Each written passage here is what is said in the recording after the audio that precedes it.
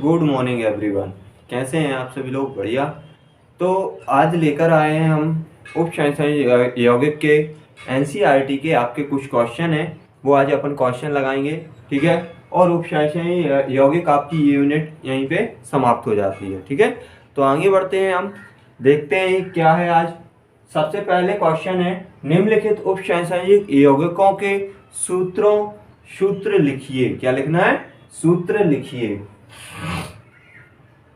तो सबसे पहले अपन को देखना पड़ता है लिगेंड, फिर केंद्रीय धातु परमाणु, फिर आयनिक प्रतीक। ठीक है। तो सबसे पहले इसमें क्या है आपका tetraammine di aqua cobalt chloride. तो ये तो आयन वाला है। ये कोबाल्ट आपका क्या है? केंद्रीय धातु परमाणु। ये क्या है? आपके लिगेंड। तो हमें सबसे पहले लिखते हैं अपन क्या? Chloride ion. मतलब क्लोराइड आयन जब अपन लिखेंगे तो क्लोराइड आयन कहाँ लिखेंगे? यहाँ पे लिख देंगे Cl3। तो क्लोराइड आयन 3। अब उसके बाद आ जाओ किस पे? ब्रैकेट के अंदर वाले लिखते हैं। अब सबसे पहले क्या है? केंद्रीय धातु परमाणु, तो कोबाल्ट CO। अब क्या है? डाई एक्वा और टेट्राएमीन। तो पहले टेट्राएमीन लिख दो। ठीक। टेट्राएमीन में क्या है? NH3 का होल थ्राइस और एक्वा डाई एक्वा 2HO का होल ट्वाइस। ये हो जाएगा इसका। ठीक। और ये क्या है? जो ये है केंद्रीय धातु परमाणु की ऑक्सीकरण संख्या 3 निकल दी। ठीक है।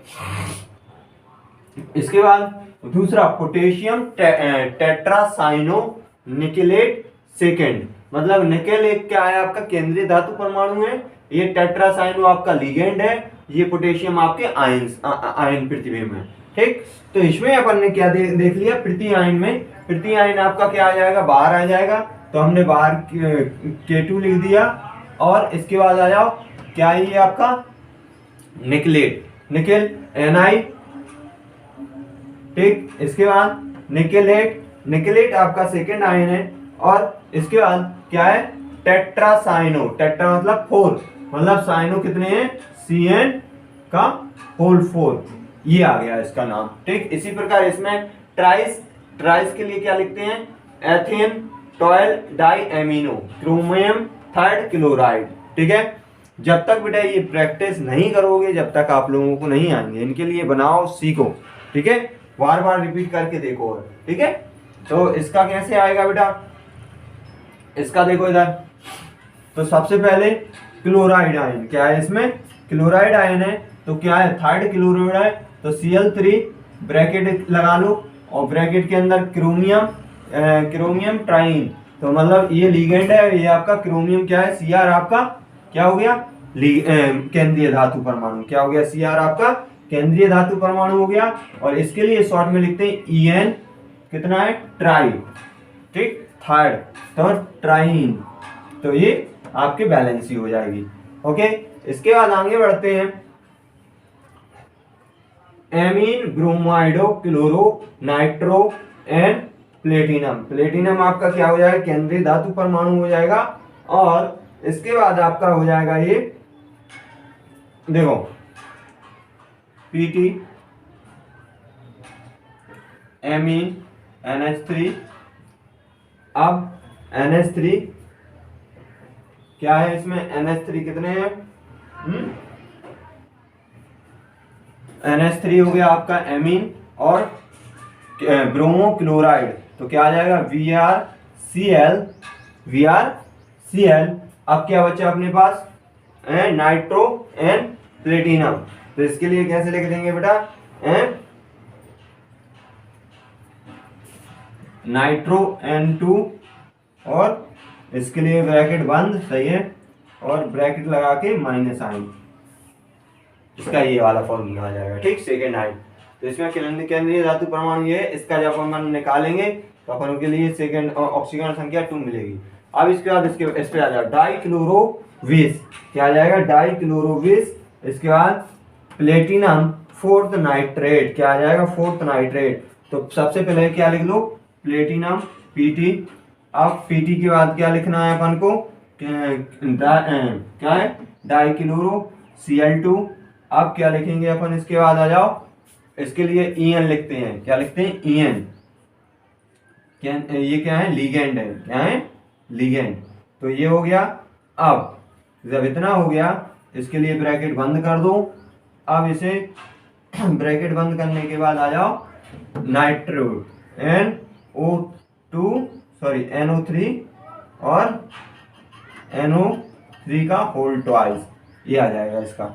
इसी प्रकार आयरन थर्ड हेक्सासाइनाइडोफेरेट, तो इसका क्या आ जाएगा, Fe4। क्या आ जाएगा,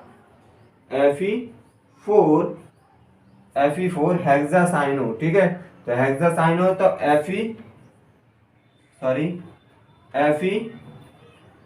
FeCN का होल 6 ब्रैकेट 1 और लास्ट में क्या आ जाएगा, थर्ड फेरेट 3।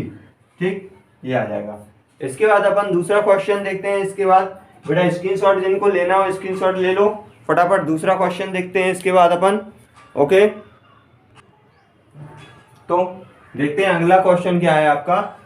एक दंतुर द्विदंतुर तथा उभय दंतुर लिगेंड से क्या तात्पर्य है। देखो बेटा, हमने आप लोगों को पहले भी पढ़ाए हैं और अभी भी बता देते हैं। जैसे एक दंतुर लिगेंड वो कहलाते हैं जो एक दाता परमाणु होता है, ठीक, और द्विदंतुर वो कहलाते हैं जो दो दाता परमाणु होते हैं, ठीक, और उभयदंतर वो कहलाते हैं जिनमें दो या दो से अधिक दाता परमाणु तो होते हैं मगर उनमें से पार्टिसिपेट एक करता है। ठीक, ये क्वेश्चन आप लोगों के लिए सॉल्व करना है। ठीक है, ओके, सीधा सीधा इसके उदाहरण है। इसके बाद आ जाओ, कीलेट प्रभाव से क्या तात्पर्य है, एक उदाहरण दीजिए। ये अभी हम बताते हैं, पहले उससे पहले ये वाला देखते हैं।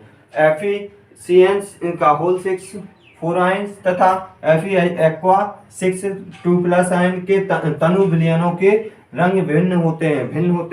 क्यों? तो बेटा इसमें अपन क्या लिखेंगे, दोनों संकुल यौगिकों में क्या लिखेंगे, दोनों संकुल यौगिकों में Fe की ऑक्सीकरण संख्या +2 होती है।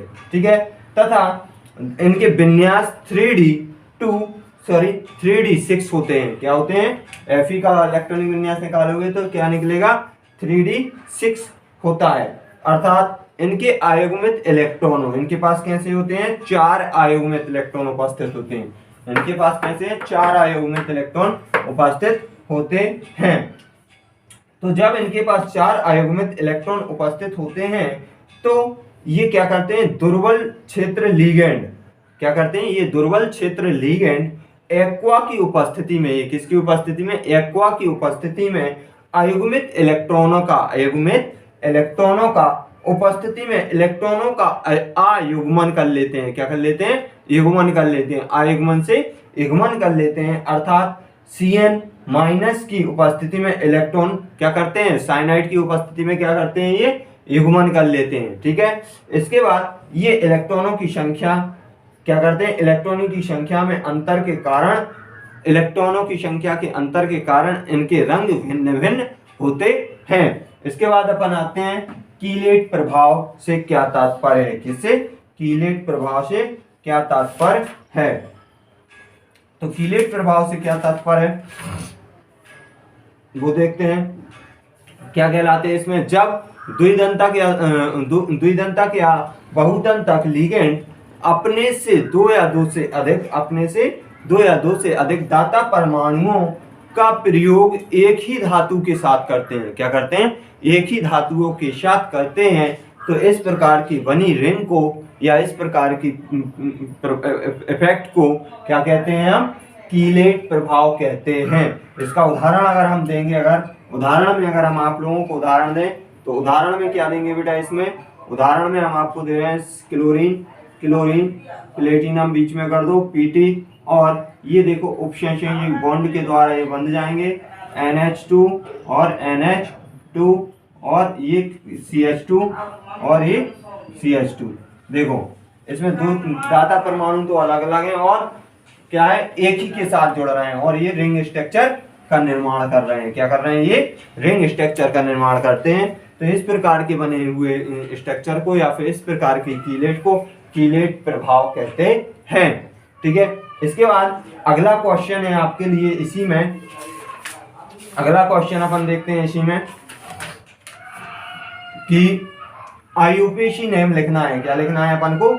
आईयूपीएसी नेम लिखना है। मिटा रहे हैं बेटा। इसके बाद आईयूपीएसी नेम देखो बेटा, देखते चलो जल्दी जल्दी फटाफट। आईयूपीएसी नेम देखो, आईयूपीएसी नेम सबसे पहले फर्स्ट है, आईयूपीएसी नेम लिखना है किसका, सॉरी किसका लिखना है, इसका लिखो, ठीक है। CONH3 का होल 6 और Cl3, इसका क्या करना है अपन को? इस सूत्र का आईयूपीएसी नेम लिखना है। तो सबसे पहले केंद्रीय धातु परमाणु की ऑक्सीकरण संख्या आपको निकालना आनी चाहिए। अगर आप निकालना जानते होगे तो फटाफट लिख लोगे। तो सबसे पहले हम क्या लिखते हैं? लिगेंड को क्या लिखेंगे? लिगेंड में क्या है? एमीन, NH3 है, तो यहाँ पे ऑक्सीजन यौगिक में इसका नाम क्या होगा? एमीन। तो कितने हैं? 6 हैं। तो क्या लिखेंगे? हेक्सा एमीन,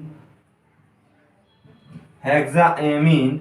अब क्या है? कोबाल्ट। फिर लिखते हैं अपन क्या? केंद्रीय धातु परमाणु। क्या लिखते हैं? क्या लिखते हैं? कोबाल्ट। कोबाल्ट का ऑक्सीकरण संख्या अगर निकालेंगे तो ये तो 0 हो जाएगा, ठीक। ये -3 हो जाएगा, तो -3 हो जाएगा तो ये उस साइड जाएगा तो प्लस के 3 हो जाएंगे। तो थर्ड आयन और क्या लिखोगे? ट्राइक्लोराइडो या फिर थर्ड क्लोराइडो, सीधा लिखते हैं अगर थर्ड क्लोराइडो, ठीक। थर्ड क्लोराइडो। इस प्रकार से अपन को इनके नाम बनाना है। एक और देखते हैं, सेकंड देखते हैं इसी में, TiH2O का होल 6 + 3। तो ये अपन को इसका निकालना है। तो इसका नाम कैसे आएगा? ये क्या आ जाएगा? Hexa aqua. क्या आएगा इसमें? Hexa aqua. क्या आएगा इसमें? हेक्सा एक्वा, ठीक। हेक्सा एक्वा में आएगा इसका हेक्सा एक्वा, हाँ सही है। हेक्सा एक्वा क्या आएगा? Hexa aqua. थर्ड आयन है एक्वायर्ड नियम, थर्ड आयन लगी हुई है तो क्या लिखोगे? एक्वायर्ड नियम, एक्वायर्ड नियम। और क्या है? टीआई, टीआई के लिए क्या लिखते हो? टाइटेनियम। तो क्या लिखते हो? Aqua titanium, aqua titanium third ion. क्या लिखोगे? Third ion. इसका ऑक्सीकरण संख्या निकालोगे तो प्लस के 3 आएंगे, क्योंकि बगल में पहुंच जाएगा, ये तो 0 हो जाएगा। इसके ए से एक्स मानोगे बराबर में रहेगा तो प्लस के 3 निकलेंगे, ठीक है। तो aqua hexa aqua titanium third ion, ठीक। इसी प्रकार अगला एक आध और देखते हैं, एक और देख लो। तीसरा देखते हैं अपन लोग, ठीक। इसका नाम क्या लिखेंगे? NiCl4 और 2- आयन। तो इसका क्या नाम लिखेंगे अपन? इसे क्या बोलेंगे? Tetra chloride. क्या लिखोगे? Tetra क्लोराइडो nickel second ion. क्या लिखोगे? टेट्रा क्लोराइडो निकेल सेकेंड आयन, ठीक। इस प्रकार से ये बनाए जाते हैं, ओके। और इसके बाद और भी क्वेश्चन आते हैं बेटा। इसमें आते हैं कि संरचनात्मक समावेशिता किसे कहते हैं, ये हमने आपको पढ़ाया है, तो ये आपको सॉल्व करना है। इसके बाद आता है एक क्वेश्चन और देखते हैं अपन, संरचनात्मक, इसके बाद उपसंयोजक यौगिक, सन्मय सत्ता, ये क्वेश्चन बनते हैं इसमें से। तो इन क्वेश्चनों को आप लोगों को सेल्फ लगाना है, जहाँ तक है आप लोगों को सेल्फ कोशिश करना है क्वेश्चन लगाने की, ओके बेटा। Thank you. आज की वीडियो में इतना ही काफ़ी है। और हमने जितनी भी वीडियो आपके लिए उपसंयोजक यौगिक की वीडियो डाली हैं, ये लेसन यहीं पे आपका समाप्त होता है। अब अपन अगला लेसन पढ़ेंगे बेटा, अगली लेसन में आपको प्रारंभ करेंगे हम, ठीक है। और आप लोगों के लिए पढ़ाएंगे भी, और देखते हैं, ठीक है। और लाइक कमेंट जरूर करते हैं, ओके। Thank you.